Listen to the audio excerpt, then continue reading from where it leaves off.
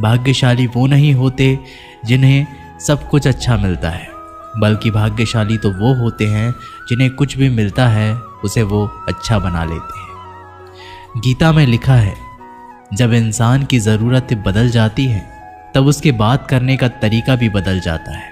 फ़ायदा सबसे गिरी हुई चीज़ है, लोग उठाते ही रहते हैं। हारता वो है जो शिकायत बार बार करता है, और जीतता वो है जो कोशिशें 1000 बार करता है। जिस इंसान को हम बेहद प्यार करते हैं वही इंसान हमारा सबसे ज़्यादा फ़ायदा उठाता है, क्योंकि वो इंसान जानता है कि हमारी कमज़ोरी क्या है। इतने समझदार बनो कि किसी को माफ़ कर दो, लेकिन इतने बेवकूफ़ मत बनो कि धोखा देने वाले पर दोबारा विश्वास कर बैठो। उम्मीद मत छोड़ना, कल का दिन आज से बेहतर होगा। ज़िंदगी में उस लेवल तक पहुंच जाओ कि लोग आपको खोकर पछताए। जीवन में कभी भी किसी से अपनी तुलना मत कीजिए। आप जैसे हो सर्वश्रेष्ठ हो, क्योंकि ईश्वर के हर एक रचना सर्वोत्तम होती है। खुद को किसी से कम समझना ईश्वर की रचना का अपमान है। इंसान का मन ही उसका सबसे बड़ा दुश्मन है और उसका सबसे बड़ा दोस्त। यदि मन आपसे जीत जाता है तो वह आपका दुश्मन बन जाता है, और यदि आप मन से जीत जाते हो तो वो आपका सच्चा दोस्त बन जाता है। यदि कोई आपको नज़रअंदाज कर दे तो बुरा मत मानना, क्योंकि लोग अक्सर अपनी हैसियत के हिसाब से चीज़ों को नज़रअंदाज करते हैं। उन लोगों के पीछे कभी मत भागना जिन लोगों को आपकी कोई परवाह नहीं। श्री कृष्ण कहते हैं, गलती हर इंसान से होती है, लेकिन गलतियां सुधारना वही इंसान कर सकता है जो दिल का साफ होता है और रिश्तों को खोना नहीं चाहता। जिंदगी का सबसे बड़ा थप्पड़ किसी से की गई उम्मीद मारती है। कभी कभी इंसान ना टूटता है ना बिखरता है, बस हार जाता है, कभी खुद से तो कभी किस्मत से तो कभी अपनों से। हर जिंदगी में खुद को समय ज़रूर दें, क्योंकि आपकी पहली ज़रूरत आप खुद हैं। याद रखना कि ज़रूरत से ज़्यादा अच्छे बनोगे तो ज़रूरत से ज़्यादा इस्तेमाल किए जाओगे। रिश्ते चाहे कितने भी बुरे क्यों ना हो, उन्हें कभी मत तोड़ना, क्योंकि गंदा पानी प्यास बुझाने के काम नहीं पर आग बुझाने के काम ज़रूर आता है। ज़माना जब भी मुश्किलों में डाल देता है तो परमात्मा हज़ारों रास्ते निकाल देते हैं।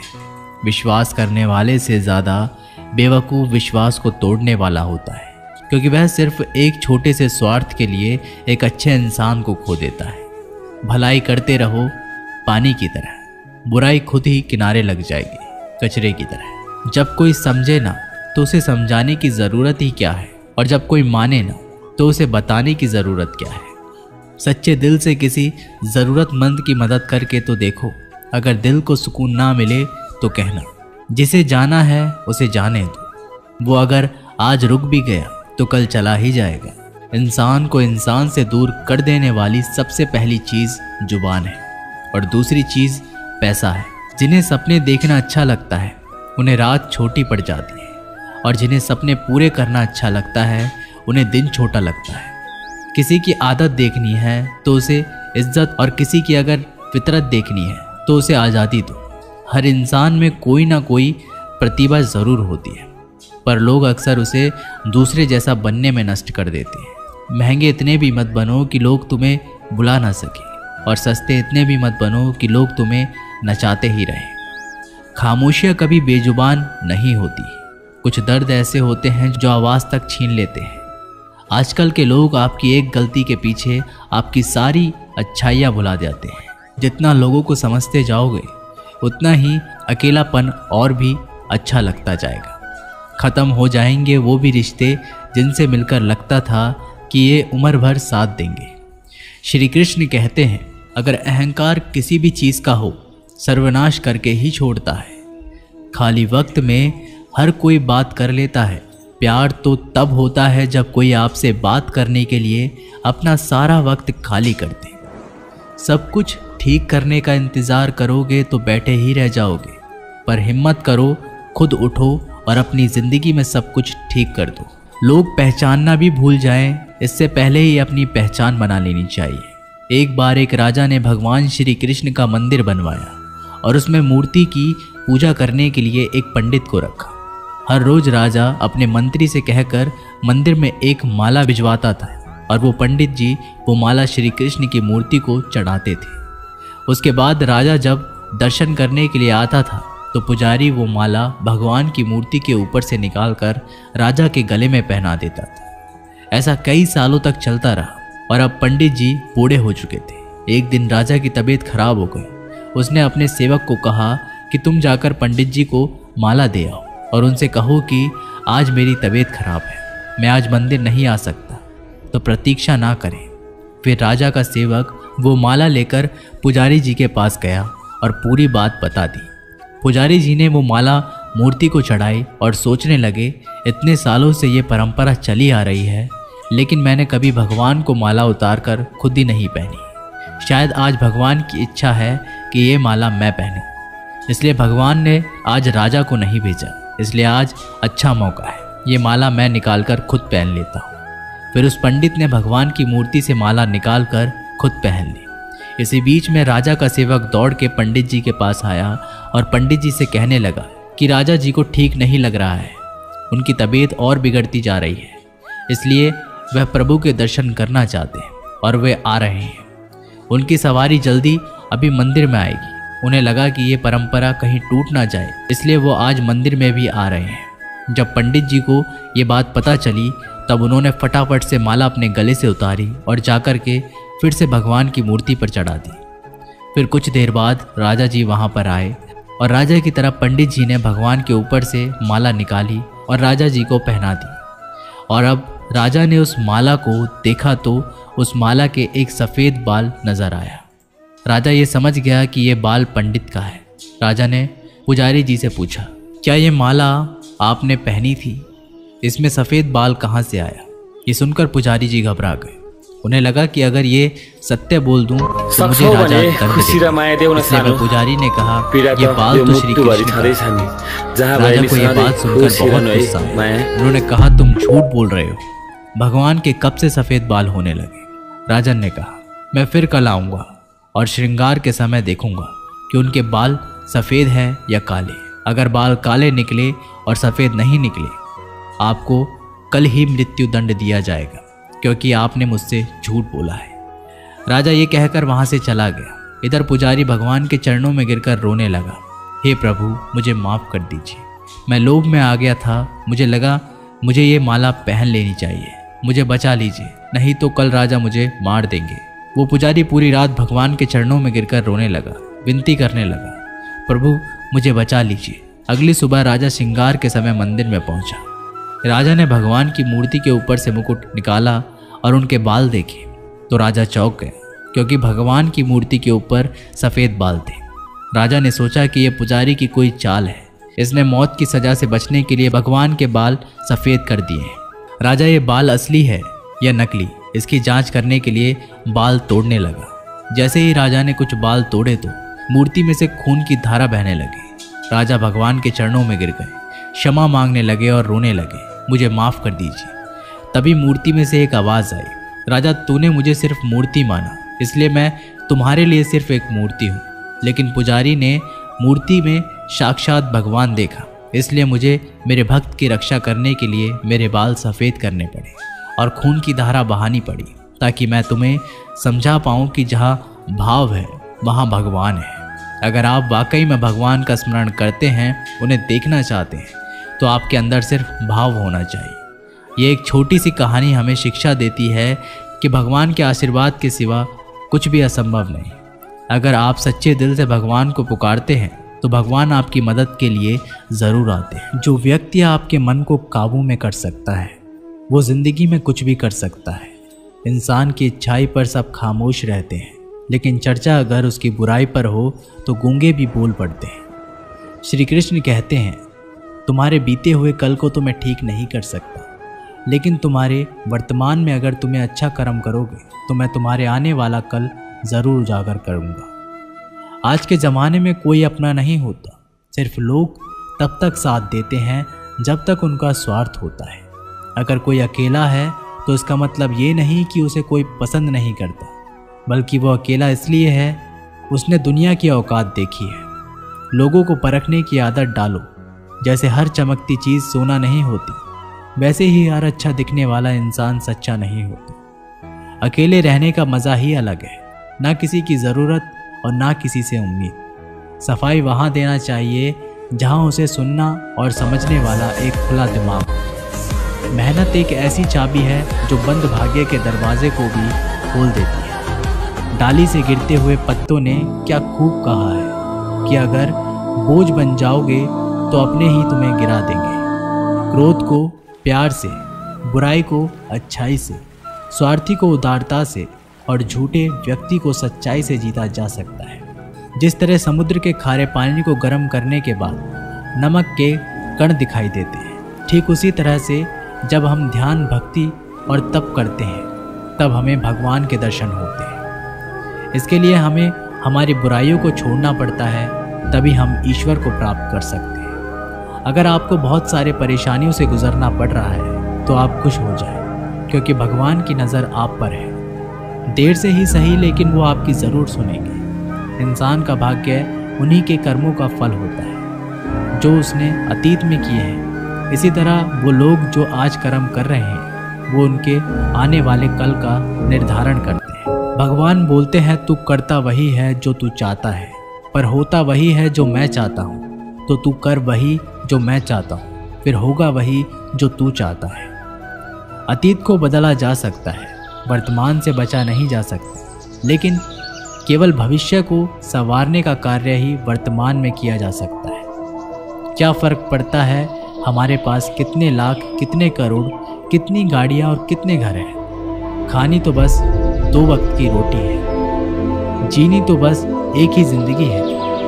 फ़र्क सिर्फ इस बात से पड़ता है कि हमने कितने पल खुशी से बिताए, कितनों की खुशी की वजह हम बन पाए। सुख दुख एक सिक्के के 2 पहलू, जहाँ सुख होगा वहाँ दुख भी होगा, और जहाँ दुख होगा वहाँ सुख भी होगा। इसलिए सुख दुख के बारे में बिना सोचे निरंतर अपने लक्ष्य को प्राप्त करने के लिए प्रयास करते रहना चाहिए। एक बात हमेशा याद रखना, किसी के सामने गिड़गिड़ाने से ना मोहब्बत मिलती है ना इज्जत। इसलिए अपने स्वाभिमान को जिंदा रखो। कोई अगर आपकी किस्मत में होगा तो वो आपके पास खुद भी चलकर आएगा। दूसरों को हराने का मौका मत दो, बस खुद को आगे ले जाने की जिद पालो। कभी हार ना मानने की आदत ही एक दिन जीतने की आदत बन जाती है। एक बार एक व्यक्ति नदी के पुल से ही कहीं जा रहा था, तभी अचानक उसके पीछे कई बंदर पड़ जाते हैं और उस आदमी को परेशान करने लगते हैं। वह आदमी अपने आप को बचाने के लिए उन बंदरों से दूर भागने की कोशिश करता है। तभी सामने से एक आदमी आकर उस आदमी को कहता है कि तुम इन बंदरों से मत डरो, तुम जितना इन बंदरों से डरोगे वह तुम्हें उतना ही डराएंगे। तुम इनका डटकर सामना करो। तो वो आदमी उन बंदरों का सामना करने के लिए उनकी तरफ देखता है और उन बंदरों की आंखों में आंखें डालकर चिल्लाने लगता है और सभी बंदर वहाँ से भाग जाते हैं। हमारे जीवन में भी नकारात्मक विचार इस बंदर की तरह है। जितना हम इन बंदरों से डरेंगे उतना ही पीछा हमारा करेंगे, और जैसे ही हम इनका डटकर मुकाबला करेंगे वह भाग जाएंगे। सिर्फ 2 ही चीज़ मनुष्य के भाग्य का निर्माण करती है। पहला, स्वभाव। अगर आपके स्वभाव में अच्छाई, विनम्रता और गुण है तो आपका भाग्य चमकेगा। अगर आपका स्वभाव क्रोधी है, आलसी है, तो आपका भाग्य बिगड़ना अनिवार्य है। इसलिए आपके स्वभाव को मधुर और आकर्षित बनाइए। दूसरा, आपकी वाणी बोलना तो आदमी 2.5 साल की उम्र में ही सीख जाता है, परंतु कब, कहाँ, कैसे और क्या बोलना है उसे ये ज़िंदगी भर भी समझ में नहीं आता है। जिसे ये बोलना आ गया कि कब, कहाँ और कितना बोलना चाहिए, समझ लो उसे सफल होने के लिए कोई नहीं रोक सकता। पिता से बड़ा कोई सलाहकार नहीं, माँ की छाँव से बड़ी कोई दुनिया नहीं, भाई से अच्छा कोई भागीदार नहीं और बहन से बड़ा कोई शुभचिंतक नहीं। इस मतलबी दुनिया से कोई मतलब ना रखो, और मतलब रखना है तो अपने मतलब से मतलब रखो। अगर तुम्हारे घर आग लग जाए तो लोग सहानुभूति प्रकट करने आते हैं, वो कहते हैं बहुत बुरा हो। और अगर तुम्हारा घर बड़ा हो जाए, एक और मंजिल बन जाए, तो कोई तुम्हें बधाई देने के लिए नहीं आता। ज़रा सोचिए कि जब आपके साथ कुछ अच्छा होता है तो कोई कहने नहीं आता कि अच्छा हुआ जानकर खुशी हुई, मगर आपके साथ अगर कुछ बुरा होता है तो ज़रूर कुछ लोग आकर ज़रूर कहेंगे, अरे सुनकर बुरा लगा। अगर जब वो कहते हैं कि अरे बहुत बुरा हुआ, तब तुम जानोगे कि वह तो सिर्फ मज़े ले रहे थे। दुआएं मांगने से किसका भला होता है, मिलता तो वही है जो हमने बोया होता है। तुम नीचे गिर के देखो, कोई भी नहीं आएगा उठाने, तुम ज़रा उठकर तो देखो, सब आएंगे गिराने। एक बात हमेशा याद रखना, अगर शराब की दुकान पर बैठकर दूध पियोगे तो तुम्हें शराबी का ही दर्जा मिलेगा, और किसी मंदिर में बैठकर शराब भी पियोगे तो तुम्हें एक संत का दर्जा दिया जाएगा। इसलिए आप किसके साथ उठते बैठते हो, ये बहुत मायने रखता है। जब एक इंसान का भगवान पे शक नहीं हक हो जाता है, तो मत पूछो फिर कैसा कैसा चमत्कार हो जाता है। जो अब तक नहीं हुआ वही हो जाता है, बन के रोशनी वो सारा अंधेरा दूर हो जाता है। जो भीड़ में चलते हैं वो भीड़ में कहीं खो जाते हैं, जो अकेले चलते हैं इतिहास वही बनाते हैं। इतिहास गवाह है, अकेले चलने वाले के पीछे ही भीड़ खड़ी होती है। एक बार एक संत के पास 2 तोते थे। एक दिन एक आदमी उस संत के घर आया। दोनों तोते अलग अलग पिंजरे में बंद थे। जैसे ही उस आदमी ने उस संत के घर में प्रवेश किया तो एक तोते ने बोला, राम राम, आपका स्वागत है, आइए बैठिए। उसको देखकर बहुत खुशी हुई। ये सुनकर उस आदमी को बहुत अच्छा लगा। अरे वाह, ये तो कितना मीठा बोल रहा है। फिर उस आदमी ने दूसरे तोते की तरफ देखा। उस तोते ने उस आदमी को इतनी गालियाँ बकी कि उसको मारो, पीटो, लूटो। यह सुनकर उस आदमी ने उस संत से कहा कि अरे संत जी, ये क्या मामला है? एक तोता गालियाँ बक रहा है और दूसरा तोता इतना मीठा बोल रहा है, आइए स्वागत है, ऐसे मीठे मीठे शब्द बोल रहा है। संत ने कहा, मैंने इन तोतों से एक जिंदगी का पाठ पढ़ा है। जब ये दोनों तोते पैदा हुए थे तब मैंने एक तोते को डाकू को भेज दिया था और दूसरे तोते को एक साधु के यहाँ भेज दिया था। जो तोता साधु के घर पर चला गया वह कहता है राम राम, आपका स्वागत है, और जो तोता डाकू के घर पर पला बड़ा वह कहता है मारो, पीटो, काटो, लूटो। तोता एक ही है परंतु अलग अलग पर्यावरण में पले हैं। इसलिए ये बहुत ही महत्वपूर्ण है कि जीवन में हम किसके साथ उठते बैठते हैं हमारे जीवन पर बहुत प्रभाव डालता है। अपने आप पर विश्वास करो, तुम्हारे अंदर कुछ ऐसा है जो हर बाधा से बड़ा है। बदल जाओ वक्त के साथ, या फिर वक्त को बदलना सीखो। मजबूरियों को मत कोसो, हर हाल में चलना सीखो। दिखावे से तो केवल लोगों को खुशियां दी जा सकती है, भगवान तो केवल नियत देखते हैं। जिस दिन आपको पता चल गया कि आपके विचार कितने शक्तिशाली हैं, उस दिन के बाद आप कभी भी नकारात्मक सोच नहीं रखेंगे। जिस व्यक्ति को आपकी कदर नहीं, उसके साथ खड़े रहने से अच्छा है आप अकेले रहो। भगवान श्री कृष्ण कहते हैं, तू करता वही है जो तू चाहता है, होता वही है जो मैं चाहता हूँ। तू कर वही जो मैं चाहता हूँ, फिर होगा वही जो तू चाहता है। यकीन रखना, वो दूसरा दरवाज़ा खोले बिना पहला दरवाज़ा बंद नहीं करता। खुशियों की तलाश आपको खुद ही करनी होगी, क्योंकि दुखी तो दुनिया में कोई भी कर जाता है। किसी की मीठी बातों का ये मतलब नहीं होता कि आप उसके लिए खास हैं। कभी कभी कबूतर को खिलाने के लिए नहीं बल्कि पकड़ने के लिए ही दाना डाला जाता है। अच्छे लोगों की भगवान परीक्षा ज़रूर लेते हैं परंतु साथ कभी नहीं छोड़ते, और बुरे लोगों को भगवान बहुत कुछ देते हैं परंतु साथ कभी नहीं देते। जो बीत गया सो बीत गया। यदि हमसे कोई गलत कार्य हो गया तो सिर्फ उसी की चिंता में नहीं उलझना चाहिए, बल्कि वर्तमान को सुधार कर अपने भविष्य को संवारना चाहिए। दुनिया को कोई भी चीज़ कितनी भी कीमती हो, पर भगवान ने आपको जो नींद, शांति और आनंद, इससे भी ज़्यादा जो जीवन दिया है, उससे ज़्यादा कीमती कोई चीज़ नहीं। अच्छा वक्त उसी का होता है जो किसी का बुरा नहीं सोचते, और ऐसे व्यक्ति की समस्त प्रकृति भी मदद करती है। अनुभव कहता है कि लोगों को इस बात से कोई मतलब नहीं कि आप खुश हो या नहीं, उन्हें फ़र्क इस बात से पड़ता है आप उन्हें खुश रखते हो या नहीं। सिर्फ दिखावे के लिए अच्छा मत बनो, परमात्मा तुम्हें बाहर से नहीं बल्कि अंदर से जानता है। अगर आप बहुत बुरे वक्त से गुजर रहे हैं तो चलते रहिए, रुकिए मत, एक दिन बुरा वक्त ज़रूर गुजर जाएगा। एक बार राधा ने श्री कृष्ण से पूछा, माधव, प्यार का असली मतलब क्या होता है? श्री कृष्ण ने हंसकर जवाब दिया, राधे, जहाँ मतलब होता है वहाँ प्यार ही कहाँ होता है। किसी के बुरे वक्त पर हंसने की गलती मत करना। ये वक्त है, चेहरा ज़रूर याद रखता है। मुश्किल इतनी भी बड़ी नहीं होती जितना हम उन्हें सोच सोच कर बड़ा बना देते हैं। याद रखें, परमात्मा का साथ हर मुश्किल को सहज कर देता है। आप नकारात्मक लोगों को जितना कम जवाब देंगे, आपका जीवन उतना ज़्यादा शांतिपूर्ण रहेगा। कई सारे मजाक सिर्फ मजाक नहीं होते, बल्कि चतुराई से कहे गए सच भी होते हैं। जहां आपकी अहमियत नहीं हो वहां जाना बंद कर दो, चाहे वो किसी का घर हो या चाहे किसी का दिल। जब तुम्हारे निजी जीवन में कुछ अच्छा हो रहा हो तो उसे दूसरों को साझा करने की गलती कभी ना करना।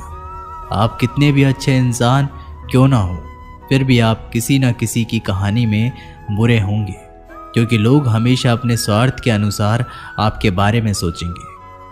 आपकी समस्याओं का समाधान सिर्फ आपके पास होता है, दूसरों के पास तो सिर्फ सुझाव होता है।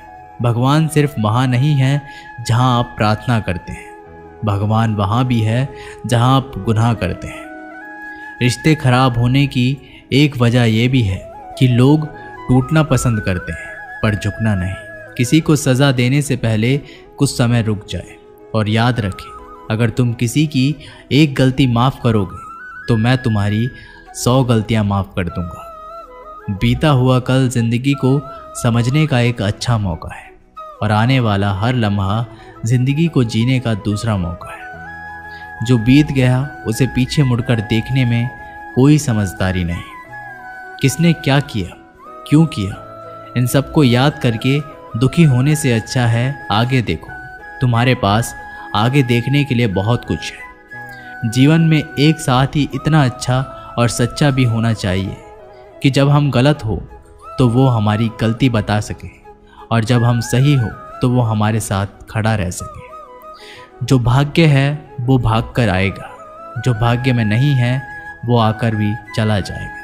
इसलिए बेहिसाब हसरतें ना पालिए, जो मिला है उसे संभालिए। ढूंढना है तो अपनी परवाह करने वाला ढूंढो, क्योंकि इस दुनिया में आपको इस्तेमाल करने वाले तो आपको ढूंढ ही लेंगे।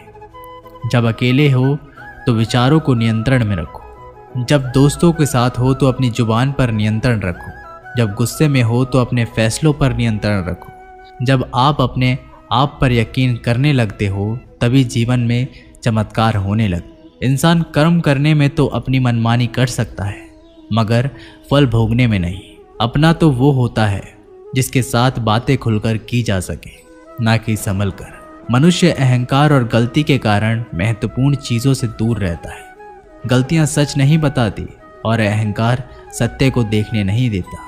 अगर जिंदगी आपके साथ खेल रही है तो आप निश्चित ही एक बेहतरीन खिलाड़ी होंगे। जिंदगी का काम है ठोकर मारना, बिखरना या ना बिखरना ये तो आप पर निर्भर करता है। लोग जब पूछते हैं आप क्या काम करते हो तो असल में वो हिसाब लगाते हैं कि आपको कितनी इज्जत देनी है। जिंदगी भगवान का दिया हुआ एक उपहार है, इसे यूं ही बर्बाद मत करो। जीवन में हमें कभी खुशी मिलती है तो कभी दुखों का सामना करना पड़ता है। जीवन ही एकमात्र ऐसा शिक्षक है जो परीक्षा पहले लेता है और उसकी शिक्षा बाद में देता है। आपका सम्मान उन शब्दों से नहीं जो आपकी उपस्थितियों में कहे गए हो, बल्कि उन शब्दों में है जो आपकी अनुपस्थितियों में कहे गए हो। झुकने से अगर आपके रिश्ते सुधर जाते हैं तो झुक जाओ, लेकिन बार बार आपको ही झुकना पड़े तो रुक जाओ। जिंदगी के सबसे कड़वे सबक अक्सर मीठा बोलने वालों से ही सीखने को मिलते हैं। जो व्यक्ति अपने मन को काबू में कर सकता है वो जिंदगी में कुछ भी कर सकता है। इंसान की अच्छाई पर सब खामोश रहते हैं, लेकिन चर्चा अगर उसकी बुराई पर हो तो गूंगे भी बोल पड़ते हैं। श्री कृष्ण कहते हैं तुम्हारी बीते हुए कल को तो मैं ठीक नहीं कर सकता, लेकिन तुम वर्तमान में अगर अच्छे कर्म करोगे तो मैं तुम्हारे आने वाले कल को ज़रूर सुधार दूंगा।